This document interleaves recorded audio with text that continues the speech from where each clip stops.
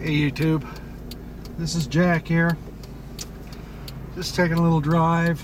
I don't get out of the house a whole lot like I did in the past. Family health concerns and all. We're gonna be moving in about a month or so, so probably toward the end of January I'll go dark for a week or so, or until I can get another internet connection set up. And I'm just taking a little drive around because there's things I'm gonna miss, and what you're looking at right there is one of them. I'm gonna miss that desperately. We're moving back down south. Not to say the south isn't a great place. I sure love it down there. I was born and raised down there in northeast Texas, western Louisiana, southern Arkansas, right up there in that corner. But I've been here 20 years, and I desperately love it. And we may come back. Mom's getting old. She's 87, and my wife had a stroke back in March, a series of strokes, and her family lives there, so you know, we're gonna head down there and hang out with family for a while and take care of Mom.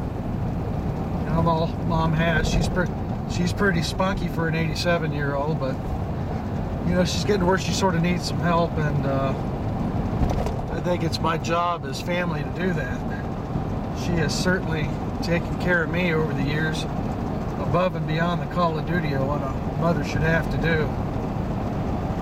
You know, and that's something we should think about as preppers, is our family. Is your family on board with this? And if not, I mean, are they just totally resistant? Are they somebody you can get along with in a WROL SHTF situation? Well, you know, I don't have a whole lot of family. I have my in-laws, which I'm lucky that my mother and father-in-law have passed, but I have two sister-in-laws. They're both married, grown kids. But my in-laws are great people. I get along with them fantastic. We do well together. They live in a very rural area with a fair amount of land, and I'm thinking, since where we're going to be moving to, sort of gonna have a little bit of land. It's a very small trailer. That maybe I could. My brother-in-law's got a large shop, and I could probably put some food rotation out there, which is sort of a you know, a clandestine way of making sure that they're prepped too,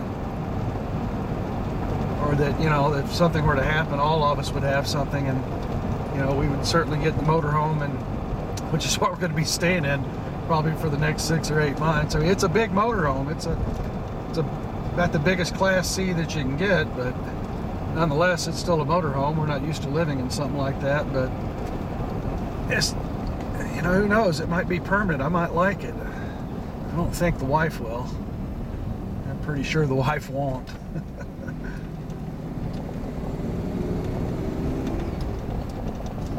Anyway, this is a day after Christmas, and probably a stupid day to go out looking for some stuff, but as you can see, most of the snow's all melted off here in the city. And I live just on the outside edge of the city. This is Colorado Springs, Colorado, in case you're wondering, and that is Pikes Peak, you know, right there, getting in your face. Try to do this without crashing here. It's probably more dangerous than being on a cell phone doing this. But that's the infamous Pikes Peak.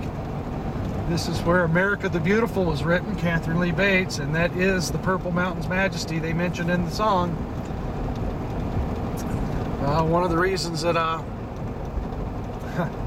mean, for the last 20 years, I get up every morning and I look at that.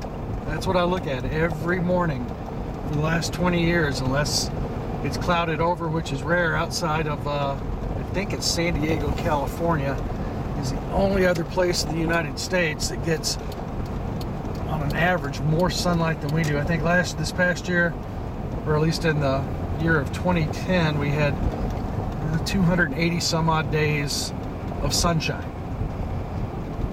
280 some odd days of sunshine. Well, I decided I needed to do a little shopping, so I couldn't think of a whole lot that I needed, but the best place I could think of going was Sportsman's Warehouse. I don't know if you have one of those where you live, but I do, and I am here to tell you, Sportsman's Warehouse is, I like it better than Cabela's or Bass Pro or any of those places. It's not as fancy. I always tell people, you know, Sportsman's Warehouse is sort of plain. You know, they don't have any mahogany walled gun rooms, and they don't have any, you know, lush green carpet on the floor, but I'll tell you this, those places are like museums, but you pay that museum entry fee when you walk into them, man. You sure do. Anyway, it looks like I have arrived. I have arrived. So here we are. We're at the Sportsman's Warehouse.